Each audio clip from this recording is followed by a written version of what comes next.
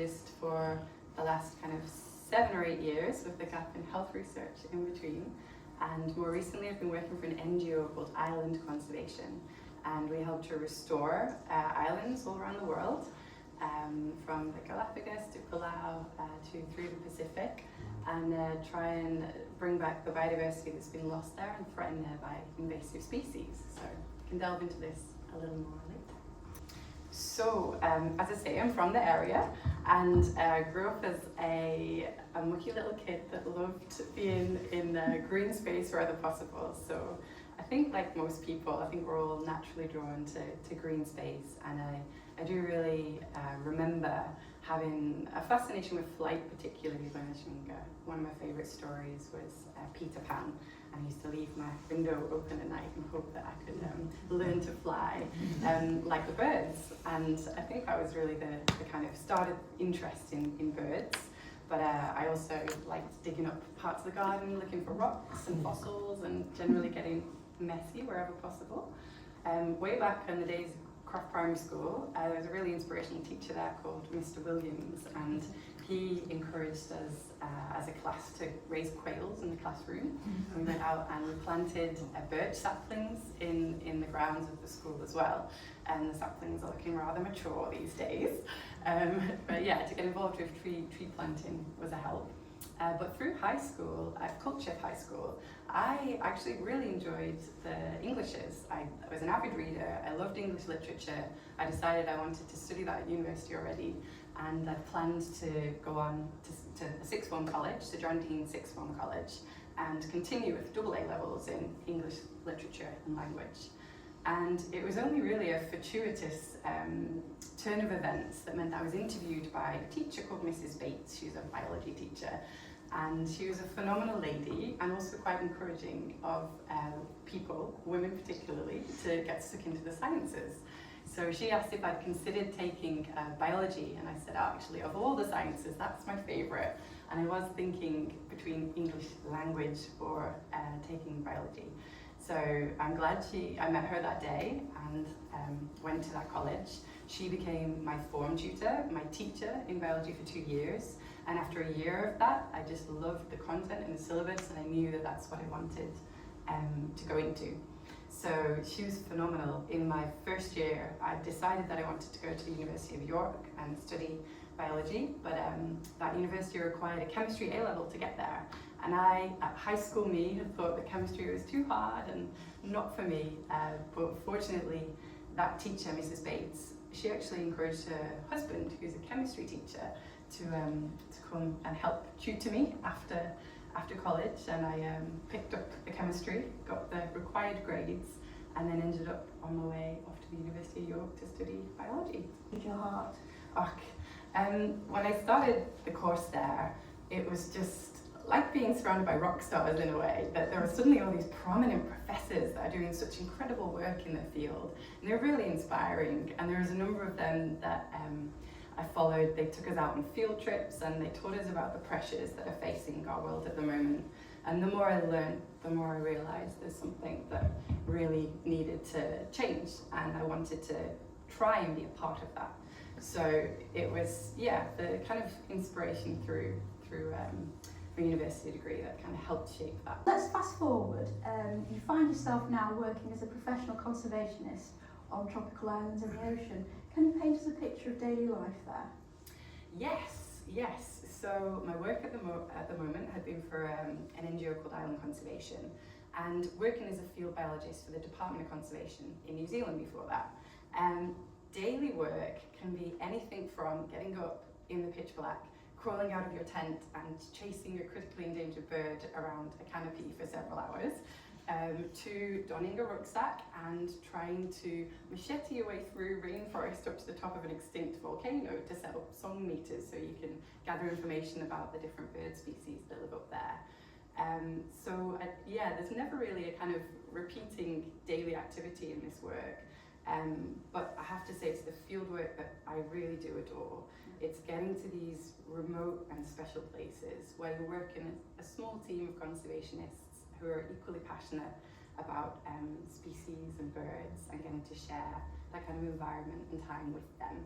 So it's I love that environment. I love the kind of remote nature of the work, but it does, come with its hurdles for sure. Being away from family and friends can also be, it's a bit of a stressor, but the work itself I adore. I really do love it. So a mixture of paradise and challenge, really. What were some of the biggest hurdles you found working in isolated places? As I mentioned, I think the work itself I love. I love being in green space, and it's my heaven on earth. You know, these environments are so special, and to just wake up to nothing but the sound of the ocean and the sound of birds, no screens, no traffic, no distraction. It really is a wonderful environment to be in.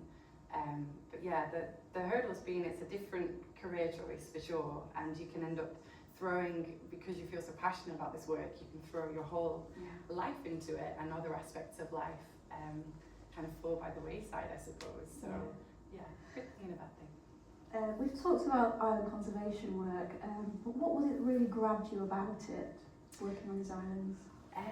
So my introduction to island conservation work was when I emigrated to Australia in 2018, and I was invited to work on an island called Lord Howe Island. It was going to have a major island restoration effort. So islands are very special places. They make up, I think there's something like 465,000 islands in the world, but they only make up 5% of the Earth's surface. And with that, they hold most of the biodiversity on Earth. So very, very special places. And I think the nature of the remoteness also draws me to the work. But when I learned that invasive species have caused 75% of all known bird, amphibian and reptile species to go extinct in islands, then I was like, if I'm going to do some conservation work, I may as well go for the bit that has the most effect. So make a difference.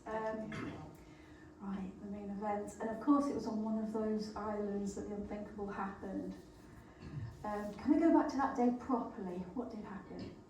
Yes, so as I mentioned earlier, I was working on an island in the Pacific just last October. I'd been working out there for about a month, and our aim had been to try and remove invasive rodents, invasive rats from the island, because they were threatening seabirds like albatross and shearwater that you find there. So we've been working really hard for about a month, had not had any sightings of rodents, so we thought that the eradication of rodents had been completed. And then about a week before we're due to leave, we find one rat left on a camera, and if you miss one, especially if she's a pregnant female, then you haven't done your job right. So the nature of the work I am involved with, we try and remove all invasives from the island, and that can involve helicopters and bait and extensive operations, but yes, you can't miss one, so it's pretty important. So all hands to try and do what we could to contain the area that it was found in, and we used a cereal pellet called Brodifacoum in which to kill the rats, remove the rats. So we really had been working pretty hard, and then I said to the team, we were a team of just 5 biologists out there, right, we've been through it, how about we take a half day's leave? We hadn't had any rest at this point, and we go free diving.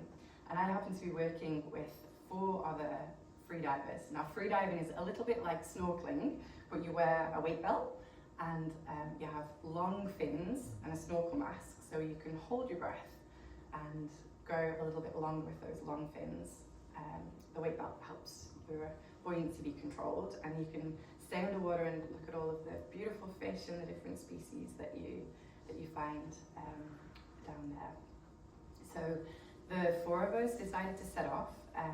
The island I was working on, it's an atoll shaped a little bit like this, and we decided to try and swim from this point to this point. With the current, we estimated it would take us about 5 hours. So we thought we'd take 2 kayaks with us. So we had a radio and we had water, and if anyone got cold or tired, they could jump out onto the kayaks. Now, I must stress, the people I was with had already done this dive. 2 of them had done the dive before. they were all very fit, they knew what they were doing, so we felt really safe and happy with our decision. And so we walked out to this tip of the island, set off, one person dragging the kayaks behind them, and the rest of us snorkeling and free diving. And I just wish I could show you what this marine world looked like. I've got a few snippets of pictures. So these are the two kayaks that we had between our team. This photo was taken just before I got in the water. And then we made our way through a whole coral field, beautiful vivid colours, lime greens, purples, and hundreds of thousands of different fish species. So it was very much my heaven, our happy place.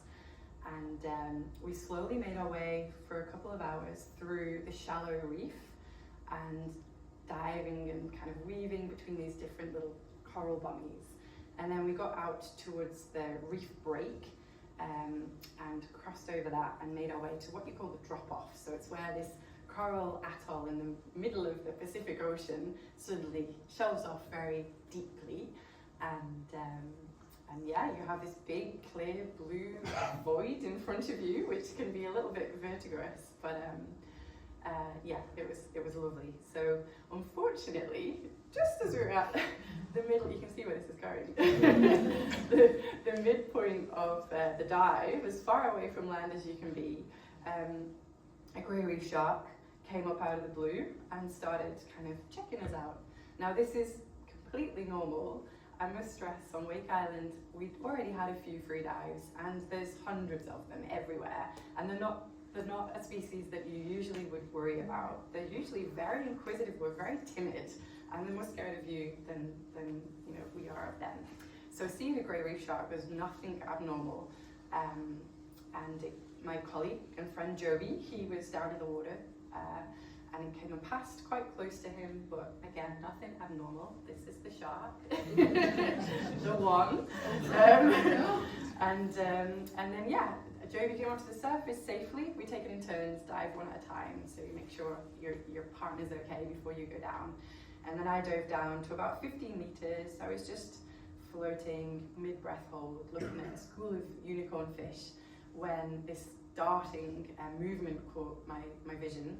And I looked over, and this shark was behaving in a manner I'd never seen before. So it had kind of fattened out, and it was moving with no sideways motion, just as fast as a bullet towards me. And I knew instantly, this is going to be an attack. This is aggressive behaviour. So what was going through your mind at that point? That must have been terrifying. It was, a lot of people have said this, that it must have been terrifying, but unusually, I think adrenaline kicked in instantly, and I was already in a very relaxed place because of the beautiful things around me and the breath hold. So everything went very calm and everything slowed down. And I've heard other people describe this almost flow state that you can enter. So I didn't feel terror, I just felt very logical actually. I was like, okay, there's a shark coming towards me. I'm going to try and back out of here, but that's not probably going to help. So when the shark came towards me, it kind of arrived at my chest area, microphone, and I blocked across, it bit onto my arm here, you can see the damage it did, and it proceeded to rip a shred out of my arm. And I remembered hearing an interview with a surfer called Mick Fanning. He's an Australian surfer, absolute badass. He decided to start punching a great white shark as it bit him during a surf competition. So I remember, key bit of information for all of you, if a shark ever comes towards you, the most sensitive areas are the eyes, the gills, and the mouth. So I hit the mouth as hard as I could, repetitively, until it let go. And then, felt very kind of logical after that, like, okay, next step, oxygen, get to the surface. I kicked up to the surface as fast as I could. Next step, get out of the water. There's a lot of blood in the water. So I kicked over to the kayaks as fast as I could, hauled myself out, didn't feel any pain whatsoever, and got myself sat on a kayak, and was like, okay. That would have been split seconds, I guess, would it? Minutes even? Yeah, I believe so. To me, it felt like, I don't know, timeless, just very slow and very relaxed, and yeah. And who were these people that helped you survive? So once I'd gotten out of the kayak, I realised, I looked down, there was a big old flap of hanging off my arm, and there was a lot of blood, an awful lot of blood, so I knew that because of remote nature, this was a life-threatening situation. So I started undoing my weight belt and took the weights off. My colleague Joby had arrived at this point, so that was an indication that the first bits happened very quickly.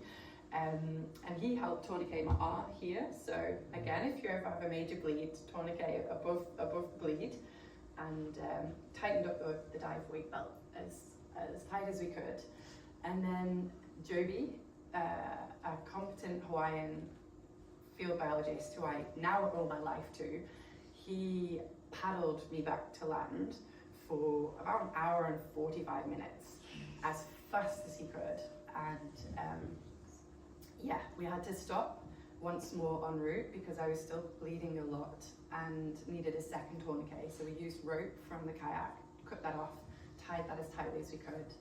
And at this point, I was just trying to keep my blood pressure and my heart rate as low as possible. So I was thinking about all this beautiful coral reef that I'd just been free diving in, my happy place.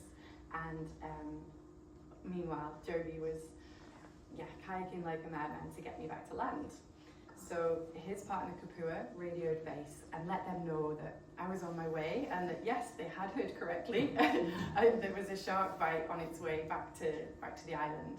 So I was fortunate enough that there were medics on this island. It wasn't just us, it wasn't completely uninhabited. And these medics met us at the beach. I don't really remember this part. I was starting to fade out and I definitely had a moment of this could be it, but it felt very peaceful at the time. Like I was on my back and there was just a sky, turquoise sky full of seabirds, frigate birds, boobies, sooty terns, and it just felt like a nice place to be. So It's very moving actually. So once you were safe, the story didn't end there. There was a lot of treatment in the immediate term and then longer term.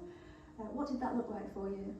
So once we got back to land, I was stabilised. My blood pressure was very dangerously low.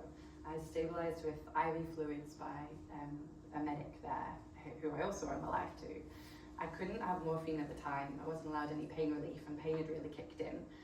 That can lower your blood pressure. So they stabilised me with fluids, and we're starting to realise that there's only so much you can do with fluids. I needed blood, and I needed quite a lot of blood urgently, and there wasn't any on the island. So we had an emergency hail for a passing plane, and I was told that the nearest plane, or we were told, I was barely conscious, that the nearest plane would have to travel from Hawaii, and that takes about 6 hours to get to this island, and then 6 hours back. And it was also on another job at the time, so I was looking at about 14 to 16 hours before I could get back to a hospital for stabilisation. And that would have been too long. That, wouldn't have worked out well. But very, very luckily, there happened to be a plane passing overhead half an hour after I got back to land that radioed down and said, "Oh, how's it going? We're in your airspace. We're en route to Guam." And that was met with a very frantic radio call back saying, "Please can you stop and help? We need someone that needs to get to a hospital very quickly." This plane circled around, landed, scooped me up, got me to Guam. You can see the pictures there. And I was met with, I was blue lighted from the landing strip to the hospital. The surgeons were waiting ready to roll. And at this point, the tourniquet, which had saved my life, had been on for over 10 hours, and an arm usually doesn't survive that. Normally, if you have a tourniquet on, about 4 hours is the point at which there's irreversible damage after that. So what were the hardest challenges, both physically and emotionally? I think initially getting to Guam, the pain was out of this world. I've never experienced pain like it. These are a little bit graphic. I can just skip past that one. There we go, much nicer. Sorry, I should have warned people. So the pain was pretty bad. Had a lot of nerve pain. but I supported well through that. The team got me the right medications. I was really, really glad to have my mum fly all the way out from Croft to Guam Intensive Care Unit to be with me. And I have to say, through this whole situation, I felt incredibly safe the whole way, the whole time. I was well looked after. I was in competent hands on the island. I was in competent hands in Guam, and that I had my family around me. And then I was flown back via Manila and Singapore to Manchester and met at the Salford Royal by a phenomenal group of clinical staff there who really made me feel safe. So yeah, I'd say the initial event and the initial months afterwards, actually, I felt very safe and very well supported. So not so many challenges in that respect. That's good to know. So looking back, what were the milestones in your recovery? I'd say the milestones were getting to Guam, getting 5 units of blood, them telling me they wanted to amputate, me saying no, then getting to Manchester, them saying they wanted to amputate, and no. And then yeah, I was with my dad at the time, but when the surgeon came into the room and said, we've decided not to amputate, if you can tolerate the pain, then let's just see what happens with your arm. And I must stress at this point I had zero function whatsoever, nothing. I couldn't lift a finger. And then I suppose the next major milestone came when I had that first little flicker of movement about a month or so after the event. And I'd been told to not expect anything. The MRI result had shown a lot of muscle death. But yeah, I had a dream that I could move my finger again. And then that next day, I just looked down and I could do it. So yeah, that was another milestone. And then I think the milestones since then have been very based on physicality. So it went from this little flicker of finger movement to my wrist to then a very wobbly supported, bicep curl to eventually being able to lift from my shoulder, and a lot of physiotherapy, a lot of hand therapy, a lot of encouragement from friends and family, and I've been able to keep my arm. Wow. So yeah. It's only a year ago. Well, more than a year, obviously. 10 months ago, so not even a year ago. Wow. Yeah. So having been through all of this, how has it shaped your views on life and your work? I think it certainly made me realise just how fleeting life is. And it's a cliche you hear all of the time, yeah. But it really is. That's just, it's made me realise that we don't know when might be the last time you say goodbye to someone. You don't know when might be the last opportunity you have a good meal. And it's just to try and keep sight of that and to savor the good things and be grateful for them. That's been That's a good message. yeah. So we can't finish without asking how you feel about sharks now. I feel about sharks now as I felt about sharks before this event, which is very positively. Yeah. Sharks are needed for healthy oceans. We rely upon the oceans. They provide over 50% of the oxygen we breathe. So we need healthy oceans, and sharks keep oceans healthy. They are the apex predator that keeps everything else in check, keeps an ecosystem healthy. And they really are under threat. And they're phenomenal creatures too, and I think they're much misunderstood. But yeah, they're under threat. I'd say, I think 73 million sharks are killed every year. That's about 2 a second. And most sharks are now threatened in some way, endangered or critically endangered. So no, I feel like sharks are very much needed, and I'd like to do everything I can to continue to support their conservation. Wonderful.